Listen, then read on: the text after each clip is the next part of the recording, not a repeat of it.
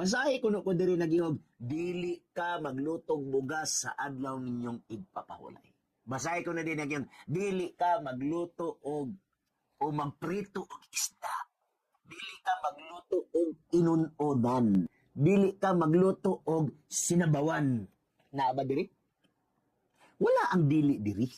Kung maghisgot ka niya ang inyong pagalutuon, lutuan ninyo karon. Question, unsay lutuon? O ya, sunod, nag-ingon sa din ang pagalungagon ninyo, lungagan ninyo karon. Question, unsay lungagon? Dili ka magpataka o interpretar sa Biblia ng ilang gilungag o ang ilang giloto bugas. Inyong ginungagan ang Biblia ba?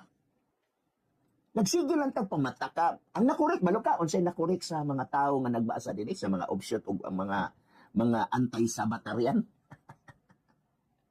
Balo ka, Exxon? Ang punto magod-ani mga pinangga is, nganong ilamang isulod ang bugas diri nga wa may bugas.